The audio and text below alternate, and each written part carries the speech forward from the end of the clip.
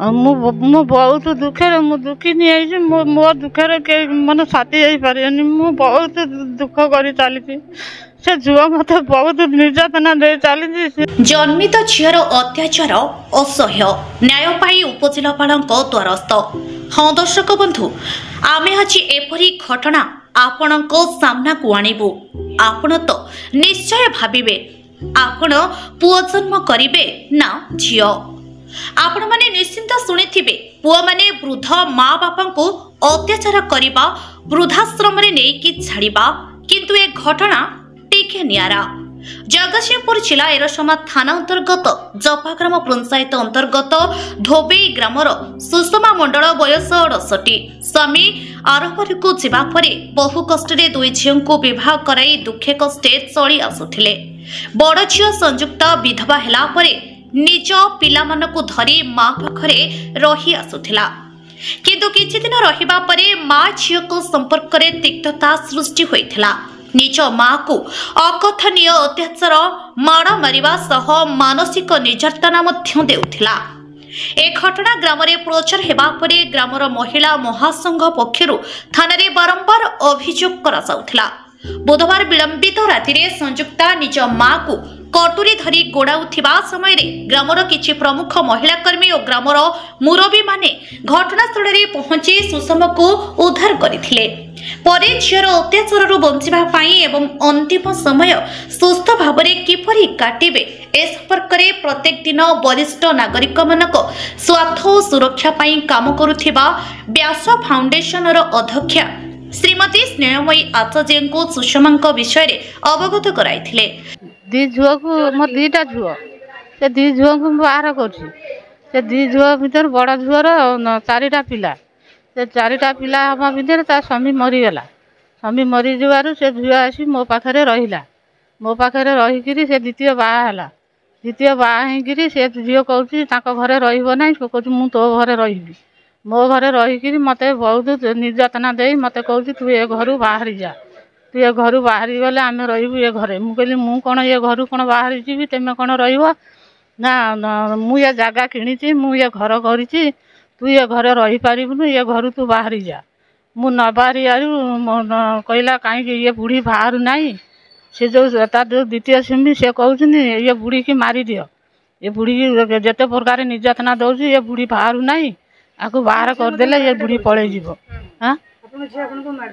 ହଁ ଆମ ଯିଏ ମୁଁ ଶୋଇଥିଲି ବିଛଣାରେ ମୋତେ ଆସି କହିଲେ ତୁ ବାହାରିବୁନୁ, ଏ ଘରେ ତୁ ଶୋଇବୁ ନାହିଁ। ମୁଁ କହିଲି କାହିଁକି ଏ ଘରେ ଶୋଇବି ନାହିଁ? ନା ତୁ ଏ ଘରେ ତୋର କିଛି ଅଧିକାର ନାହିଁ, ତୁ ଶୋଇବୁ ନାହିଁ ଏ ଘରେ। ଏହା କହିକିରି ମୋତେ ତଣ୍ଟି ଚିପିକିରି ମାରିବାକୁ ଯାଇଥିଲେ। ମୋ ତଣ୍ଟି ଚିପି ଧରିଥିଲେ। ତା ପୁଅ ଦୌଡ଼ି ଯାଇକିରି କହିଲେ ଯେ ତାକୁ ମାରନା।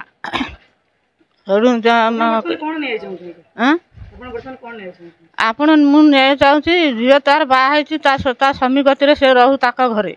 ମୁଁ ମୋର ଏକା ରହିବି। ମୁଁ ଯେମିତି ଏକା ଥିଲି ସେମିତି ଏକା ରହିବି। ମୁଁ ମରିଗଲା ପରେ ତେଣିକି ମୋର ଯେଉଁ ଗୁଠକ ଅଛି ସେ ଗୁଠକ ଦି ଝିଅ ଯାକ ବାଣ୍ଟିକିରି ନେବେ। ମୋର ଅଧିକାର କ'ଣ? ମୁଁ ମୋ ଘରେ ମୁଁ ଏକା ରହିବି। ମୋର ରୋଜଗାର କିଛି ନାହିଁ। ମୁଁ ମୂଲ ମଜୁରୀ ନାଗି ଖାଏ, ଛେଳି ମେଣ୍ଢା ପାଳିକିରି ମୁଁ ସେଇଥିରେ ଚଳେଇବି। ମୁଁ ବହୁତ ଦୁଃଖରେ ମୁଁ ଦୁଃଖିନୀ ହେଇଛି। ମୋ ଦୁଃଖରେ କେହି ମାନେ ସାଥି ହେଇପାରିବେନି। ମୁଁ ବହୁତ ଦୁଃଖ କରି ଚାଲିଛି। ସେ ଝିଅ ମୋତେ ବହୁତ ନିର୍ଯାତନା ଦେଇ ଚାଲିଛି। ସେ ଯେଉଁ ଦ୍ୱିତୀୟ ସ୍ୱାମୀ ତା ଦ୍ୱିତୀୟ ସ୍ୱାମୀ ମୋତେ ରକ୍ଷାବାସ କରେଇ ଦେଉନି। ତାକୁ ଝିଅକୁ ମୋତେ କହୁଛି ତାକୁ ଘରୁ ବାହାର କରିଦିଅ, ତାକୁ ଏଠୁ ସେ ଯାଉ ଏଠୁ ଘରୁ ବାହାରି। ମୁଁ କହିଲି ମୁଁ କେଉଁଠୁ ଘରୁ ବାହାରିକି ଯିବି? ମୋତେ କାହିଁ ଏତେ ନିର୍ଯାତନା ଦେଉଛୁ? ମୁଁ ଏ ମହିଳାମାନଙ୍କୁ ଡାକି ତାଙ୍କୁ ପଚାରିଲି ଯେ ମୁଁ ଏ ଘରୁ କେଉଁଠିକି ଯିବି? ମୁଁ କେଉଁଠି ଯାଇ ରହିବି? ସ୍ଥାନ ନେବି? ମୋ ଖବର ତେମେ ବୁଝିବ ତେମେ।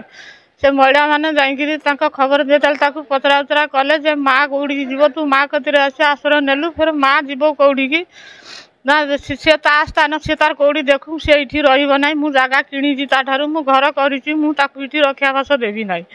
ଏହା କହିକିରି ମୋତେ ପନିକି ଧରି ଯେତେବେଳେ ହାଣିବାକୁ ଯେତେବେଳେ ଗୋଡ଼େଇଲା, ସେତେବେଳେ ଇଏ ମାଆମାନଙ୍କୁ ଯେତେ ଚହଳ କଲି, ସେ ଦୌଡ଼ିକିରି ଯେତେବେଳେ ଗଲା, ଇଏ ଆଉ ଅଟକେଇ ନ ପାରିକିରି ସେଇଠୁ ତା ପୁଅ କ'ଣ କଲା, ତାକୁ ଧରିକିରି ଗଛରେ ବାନ୍ଧିଦେଲା। ବାନ୍ଧି ଦେଇକିରି 108କୁ ଫୋନ୍ କଲା। 108 ଆସିକି ତାକୁ ମୋତେ କିଛି ନ ପଚାରି ନଚରିକି ତାକୁ ନେଇ ସେ ଝିଅ ଯେମିତି ଦେଖିଲେ ପୋଲିସ ଗାଡ଼ି ଆଉଛି ସେମିତି ଛଡ଼େଇକିରି ସେ ଝିଅ ପଡ଼ିଗଲା।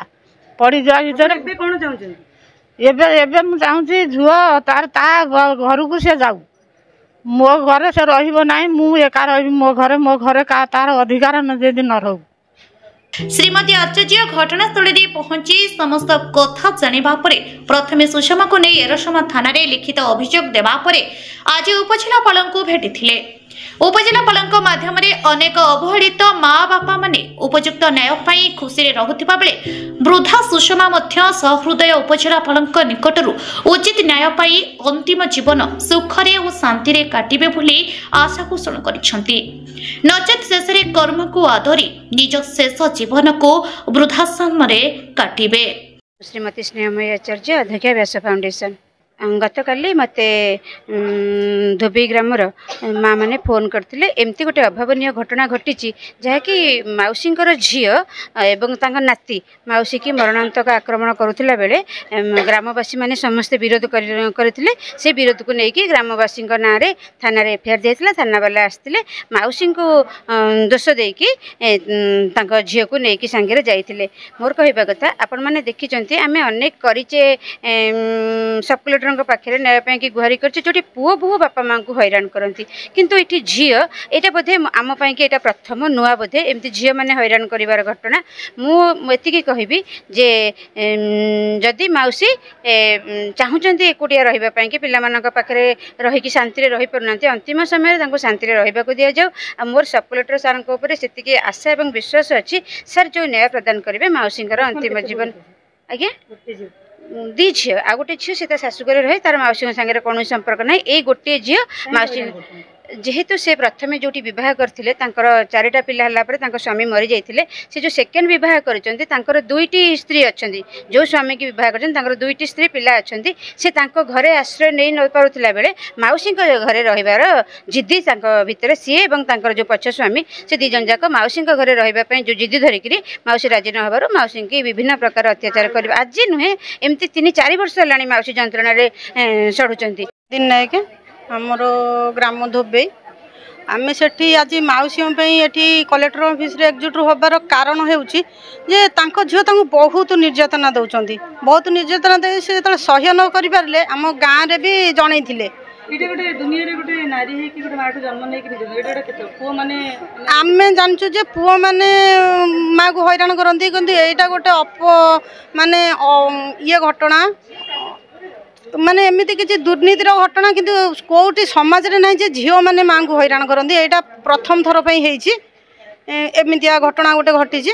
ତେଣୁକରି ସିଏ ଆମର ଗାଉଁଲି ମାନେ ଗାଁ ଲୋକଙ୍କ ପାଖରେ ଦ୍ୱାରସ୍ଥ ହୋଇଥିଲେ, ଗାଁ ଲୋକ ବି ବୁଝାଇବାକୁ ଚେଷ୍ଟା କରିଥିଲେ, ସିଏ ଆସିଲେନି। ତାପରେ ଥାନାର ଦ୍ୱାରସ୍ଥ ହେଲେ, ଥାନାବାଲା ବି କିଛି ବୁଝିଲେନି। ଗାଁ ତାପରେ ମା ମାନଙ୍କ ପାଖରେ ଯାଇକିରି ଆପତ୍ତି କଲେ। ମା ମାନେ ଗଲାରୁ ଯେତେବେଳେ ପାଟିତୁଣ୍ଡ କରି ନିର୍ଯାତନା ଦେଉଛି, ମା ମାନେ ଗଲାରୁ ମା ମାନଙ୍କୁ ବି ସେ ମାରି ଉଡ଼େଇବାକୁ ବାସିଲେ। ତେଣୁକରି ବାଧ୍ୟ ହୋଇ ତା ପୁଅକୁ କହିଲାରୁ ତା ପୁଅ ତାଙ୍କୁ ଗଛରେ ବାନ୍ଧି ଥାନାବାଲାଙ୍କୁ ଫୋନ୍ କଲେ, ଥାନାବାଲା ଆସି ତାଙ୍କୁ ନେଇକିରି ଗଲେ। ତାପରେ ଆମ କଥା ବି କିଛି ଥାନାବାଲା ବୁଝୁନାହାନ୍ତି। ତାପରେ ଆମେ ମ୍ୟାଡ଼ମଙ୍କୁ ଡାକିଲୁ, ମ୍ୟାଡ଼ମ ବି କାଲି ଥାନାକୁ ଯାଇଥିଲେ।